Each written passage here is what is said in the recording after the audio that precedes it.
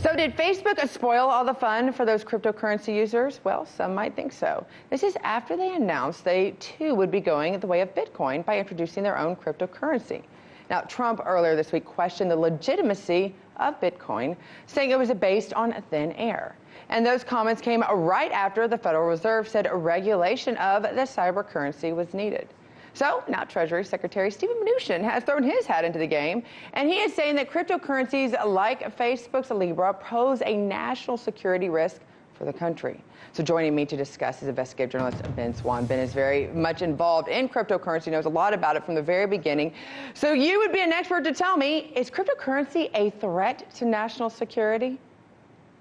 It is not a threat to national security. However, it is a threat to the national monopoly that the U.S. government and the Federal Reserve Bank have on printing money. It is absolutely a threat to that, Scotty. Look, cryptocurrencies, Bitcoin being the first one, were envisioned upon one idea: peer-to-peer trading and transactions, removing the middleman known as the bank. More importantly, removing the central bank. When governments have the ability to print money at will, to cause inflation at will, to absolutely control the economic future of the people, and the people have no freedom in it, that's not a free system at all. And what President Trump and Steve Mnuchin have done is they have chosen the side of economic authoritarianism instead of economic freedom. That's what they've done with this. Well, and that's my thought, because is President Trump's comments on a Bitcoin based more, do you think, on his unfamiliarity of cryptocurrency, or is it because he truly has been told and believes that it is a threat to the dollar and our current system?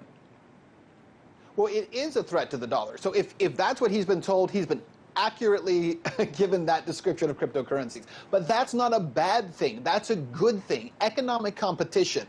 You know, all these Republicans who pretend they're free market guys, they're not free market people. They believe in no competition within the space of money and finance and currency. They don't believe that there should be competition there. And so they continue to endlessly print money. By the way, I want you to think about something very important here. You know, when President Trump makes the claims he makes about Bitcoin, many of them are antiquated, right? This idea that, oh, it's used by drug dealers, it's used by drug cartels and human traffickers.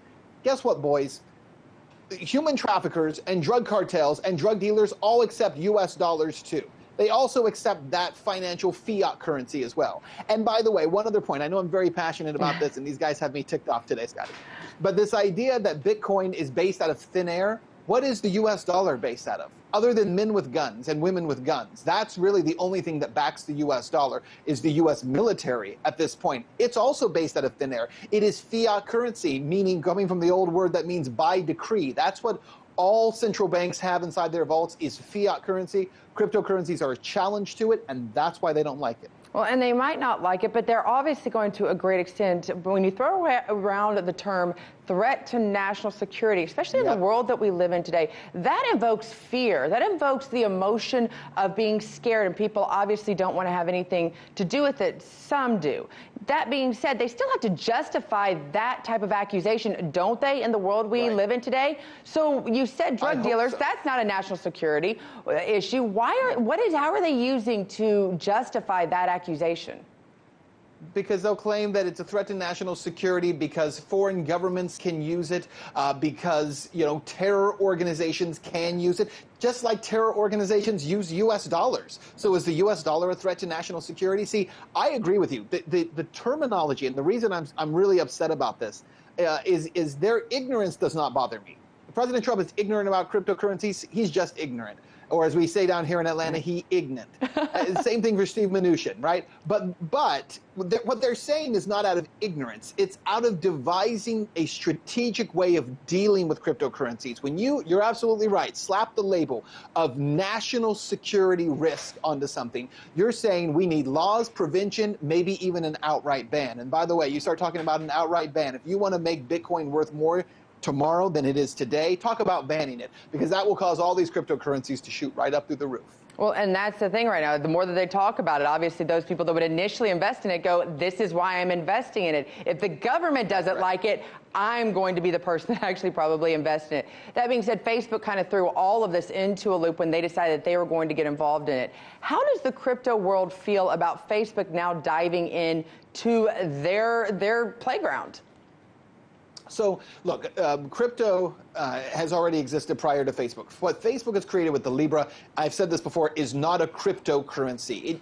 It is a digital currency that mimics many of the facets of cryptocurrencies, but in and of itself, it's not truly a cryptocurrency. And without getting into all the details of that, which we could do on Boom Bust, what's important about this issue is that when Facebook has talked about doing this, what they did was they essentially said, we're going to challenge through digital currency the central banks of the world. And that's why the central banks have reacted so harshly to it. But I believe, and this is simply my belief, that it's not Facebook and Libra that the central banks are concerned about. It's the fact that Facebook would become the gateway. Libra would become the gateway for so many hundreds of millions, billions of people around the world who are unbanked to discover cryptocurrencies. The way Libra would be set up, it would not bank the unbanked, but other cryptocurrencies do. Cryptocurrencies like Dash and Smart Cash actually bank the unbanked. And when you bank those people, it eventually bypasses central banks completely.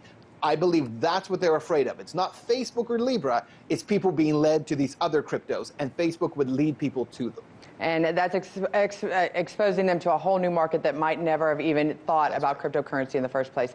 Thank you so much, Ben, for joining us. And you are right. Watch Boom Bust, that I'm sure they're going to be following this story every weekday here on RT America.